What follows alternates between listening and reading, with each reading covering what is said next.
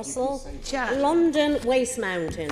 Chair, I don't know if this will come off my time or not, but I just want to say I think it has been very inappropriate, the amount of comments there have been that have included. I mean, we're all trying to can put I across have?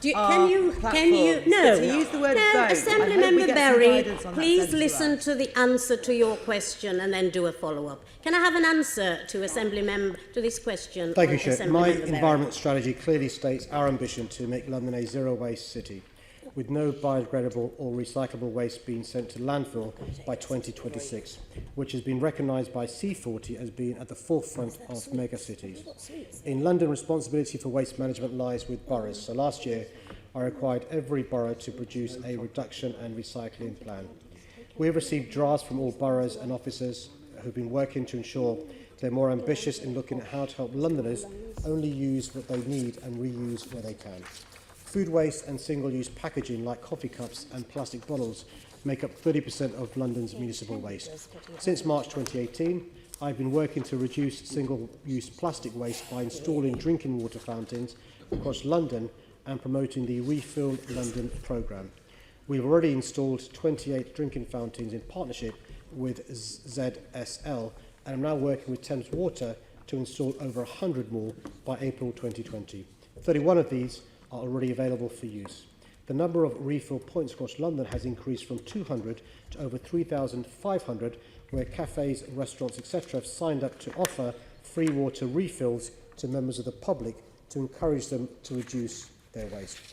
For new developments, my draft London plan sets a requirement for all referable planning applications to include a circular economy statement to demonstrate how they will reduce construction waste and boost recycling.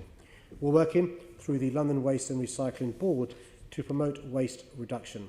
This includes their Advanced London programme, which has supported 150 small businesses adopt circular economy business models to help cut waste.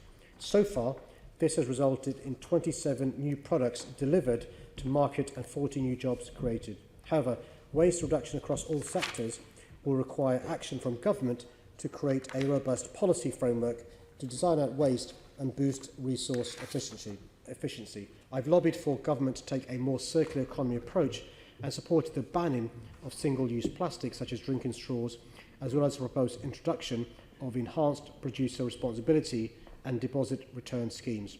I'll continue to engage with government through lobbying and responding to consultations to ensure that London's waste can be reduced as much as possible. Thank you, Mr. Mayor. I don't think you've mentioned that in your answer there, but I wanted to point out that London's recycling rates are creeping up at a very, very low rate, only 0.3% up last year. And at 33.4%, we're miles off your 50% target.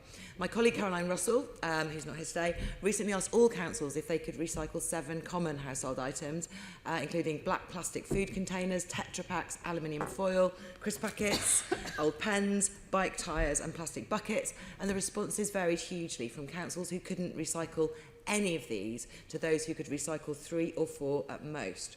So no wonder we have a problem when it's so inconsistent and you can't recycle basic everyday products. When will you be demanding more powers from the new government to take control of London's waste so this can be sorted out? Well, we've already been demanding powers from the government for a while, including most recently with the re-election of the Conservative government, and we're currently doing so. Because it's been quite a while since your environment strategy came out. The government's strategy came out now over a year ago. Have you done any work since then to try and change they indicate they're going to bring forward some new work? Have you done any work to influence that?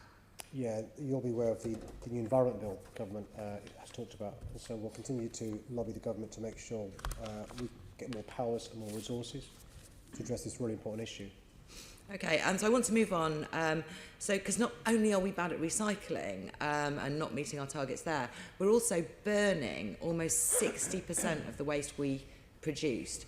And I've looked into this, and I think there is a fundamental problem with our policy targets that we have. And the flaw is that we have a percentage target for recycling and a goal to not send anything to landfill by 2026, but we have no clear target to reduce the fundamental source, the arisings, as it's called, of the waste we produce. In fact, the London plan envisages those going up. over the next years, right up to 2041.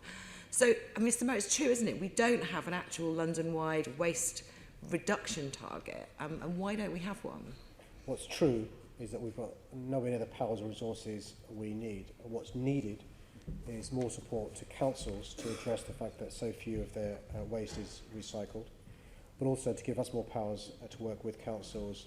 One of the big issues is obviously manufacturers. One of the big issues is the way packaging works. One of the big issues is the amount of residual waste that goes to incinerators. I don't think there is a need in London for more incinerators. We've got more than enough. What we need is to make sure the government works with us to address the issue of the production of some of this waste, and that's why it's really important that it's at all levels. Yeah. The Environment Bill provides an opportunity to change legislation. Outside the EU, there are even fewer teeth that we've got to hold the government to account, hold manufacturers to account, hold the private sector to account. Potentially, and that's why yes. it's really important that we have a sea change of attitude from the government, including the resources and government we need.